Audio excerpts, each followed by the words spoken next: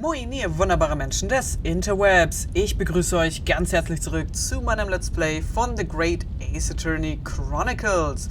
Im letzten Part haben wir mit der dritten Episode begonnen, sind in London angekommen und dürfen jetzt hier gleich unseren ersten Mandanten vertreten, der angeklagt ist wegen Mordes. Und wir treten gegen einen Staatsanwalt an, der noch keinen einzigen Fall verloren hat und als Grim Reaper bezeichnet wird.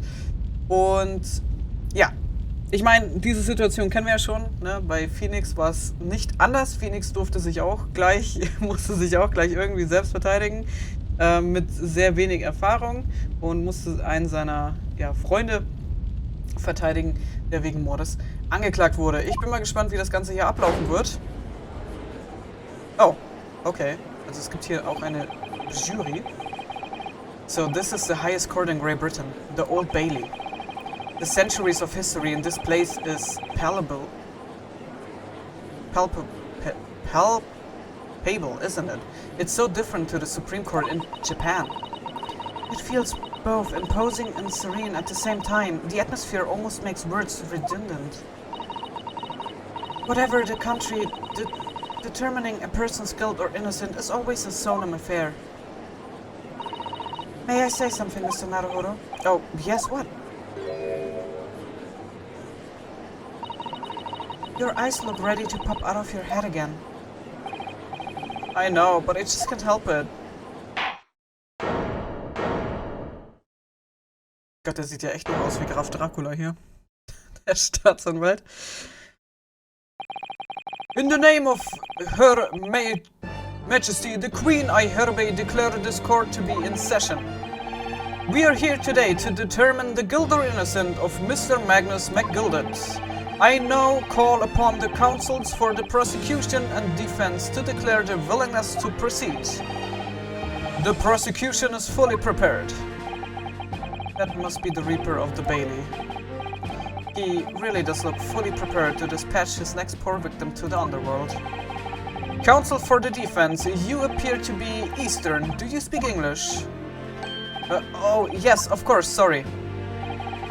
But he asked if the defense was ready, and I couldn't be further from ready if I tried.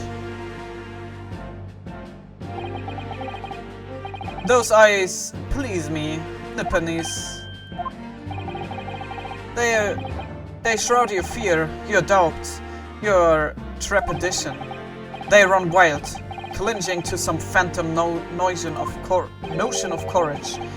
The quintessential look of a sacrificial lamb. A cold shiver just ran down my spine, all the way to the tips of my toes. Now, Mr. McGilded. Yes, my lord. You stand accused of murder, a capital offense. You could be sent to the gallows if found guilty. Are you quite sure you wish to entrust your defense to this foreigner?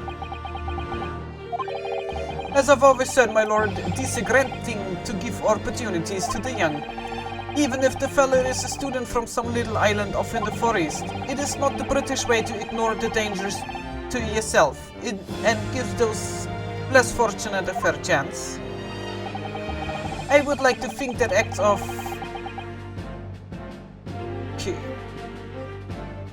ich kenn das Wort, ich hab's aber noch nie ausgesprochen. Chivalry to the great British Empire proud. Listen to Mr. McGill, what a fine gentleman London has on him. Did you hear that he donated £5,000 to the government the other day? Mother, please, may we go and play? It seems as though everyone in the public gallery is firmly behind Mr. McGilded. That's definitely welcome news, and he certainly has a way with words. I'm surprised he couldn't convince anyone to defend him. Eloquently put, Mr. McGilded, and most laudably his sentiments. Now, ladies and gentlemen of the jury, I'm sure I need hardly remind you that you 6 members of the public have been selected for your impartiality. Are you ready to proceed? Yes, my lord. If the task is to send rotters to the gallows where they belong, I'm more than ready. And the manner his lordship always says we should dispose of rubbish promptly. Naturally, I agree. Any criminals here will soon be wishing they never set eyes on me.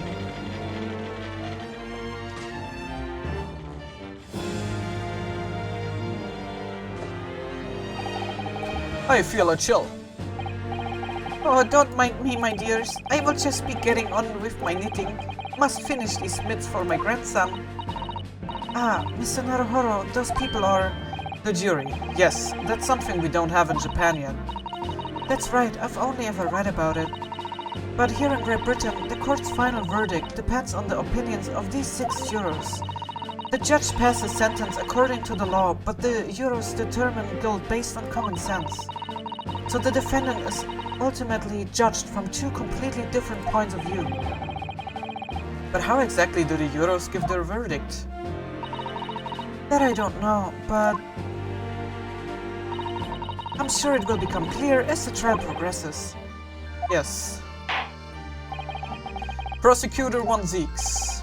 My lord, it's been a number of years since we have seen you here in the courtroom. I thought you would re-announce your fame. I'm known as the Reaper of the Bailey, my lord. Infamy rather than fame, I would say. But yes, 5 years have passed since I last spread my wings in this capacity.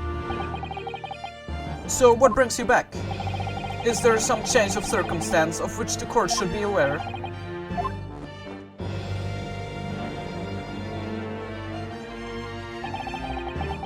I leave that to your imagination, my lord.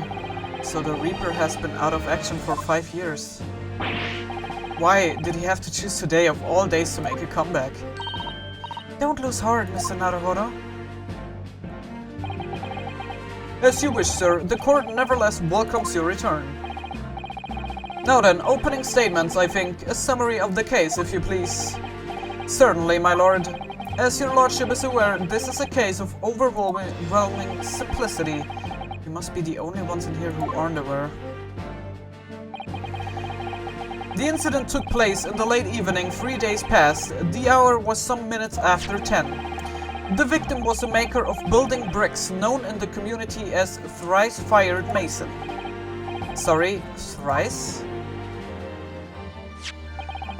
He was a very accomplished craftsman. The bricks he fired were said to be almost indestructible. The victim's corpse was discovered in an omnibus in service on the streets of London at the time. A dagger that had been thrust into the victim's abdomen is believed to be the ultimate cause of death. Here is the autopsy report from the investigating medical officer at Scotland Yard. Thank you, counsel. I shall accept that and the photograph as evidence. Okay, a report prepared by the Scotland Yard coroner. It gives the cause of death as internal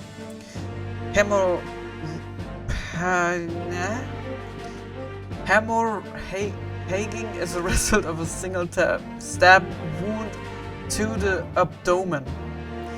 Also, leider im Alltagsgebrauch redet man nicht so viel über Mord im Englischen, deswegen gibt es hier halt immer wieder viele Wörter, bei denen ich mir nicht sicher bin, wie sie auszusprechen sind, weil auch wenn ich sie schon gelesen habe öfters und deren Bedeutung kenne, das Aussprechen ist immer noch mal wieder was komplett anderes.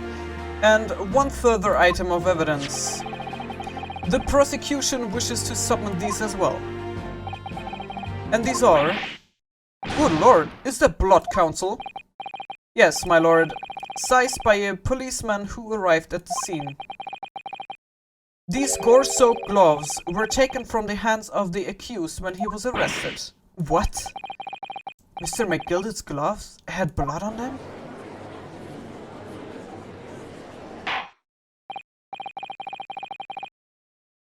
Yes, I will accept these as evidence as well.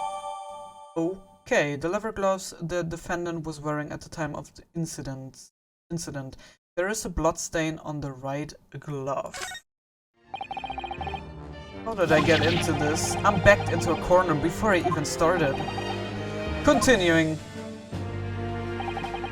According to the driver of the omnibus, there were only 2 passengers traveling inside his vehicle at the time. Only 2? Obviously, one of those passengers was the deceased brickmaker, Mr. Mason. The other was the accused, Magnus McGilded. Well, rather damning circumstances, to say at least. Defendant, what say you? Well, of course, I have no recollection of such a thing. Mr. McGilded. To be sure, I rode the omnibus that evening, but whenever I'm in a carriage, I'm taken with a fierce tiredness, and I always succumb to it. Are you claiming to have been asleep? This the motion of the carriage, my lord. Lilton, so it is, and when I opened my eyes again, thus a desperate sight before me, the body of a man I'd never laid eyes on before in me life. Now I ask you, what good-hearted soul wouldn't rush to help a fella bleeding from his stomach? I wasn't about to start worrying about me gloves now, was I? I reached out to give the man a hand. So the blood got onto the gloves then, after the man had been killed. Unfortunately, that statement of the driver is only the beginning.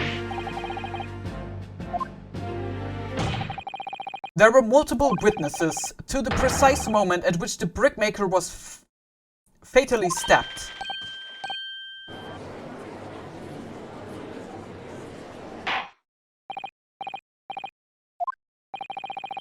When the killing took place, only the victim and the accused were inside the carriage, and there were witnesses to the crime. This is not just a case of compelling evidence. It's the nail in the coffin for the accused. Thank you, counsel. The circumstances of the crime have been made quite clear. I think we will hear testimony from these witnesses first of all. Your wish is my command. Bailiff, bring the witnesses in at once. Ich muss sagen, ich mag das, wie dieser Grim Reaper aussieht. Ich finde den sehr, sehr cool. Das Design von dem Charakter. Ist eben wirklich so ein bisschen so ein Graf Dracula-Touch. Witnesses, your names and occupations. My name is, well, everyone calls me Beppo. I drive an omnibus in the East End. Bruce Fairplay. I'm a banker in the city. My name's First. Lady First.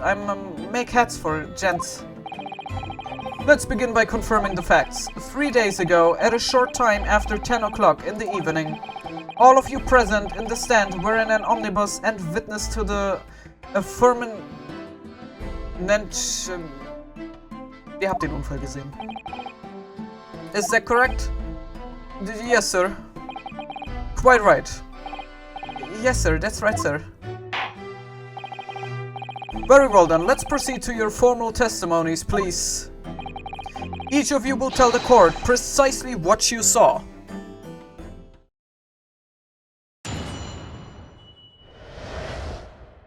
What the witnesses saw. Okay, bevor wir jetzt aber hier weitermachen, möchte ich einmal kurz in die Gerichtsakte gucken. Okay, an armband from Kazuma, it identifies the wearer as a defense lawyer throughout the Empire of Japan. Gut, dann gucken wir uns einmal den Autopsiebericht an.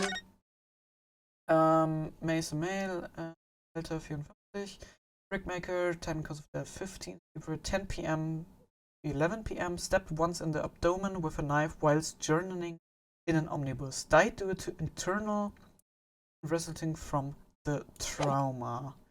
Okay, dann haben wir noch das Foto.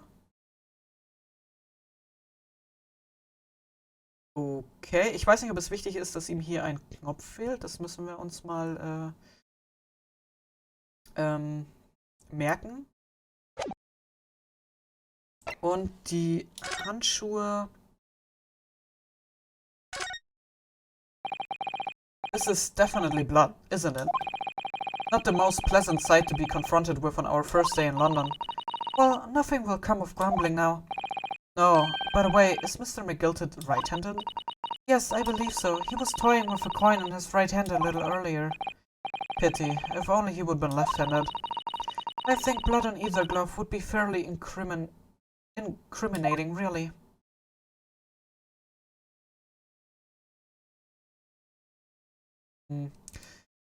Aber mehr können wir hier dann leider nicht herausfinden. Okay, das sind jetzt erstmal die Beweise, die wir haben. Dann würde ich sagen, geht es weiter mit dem, was die Zeugen zu berichten haben. Aber bevor wir jetzt hier weitermachen und uns einmal anhören, was die Leute gesehen haben sollen, mache ich hier erstmal wieder einen Cut, bedanke mich ganz herzlich fürs Zusehen und würde sagen, wir sehen uns sehr, sehr gerne im nächsten Part wieder. Bis dahin, ciao!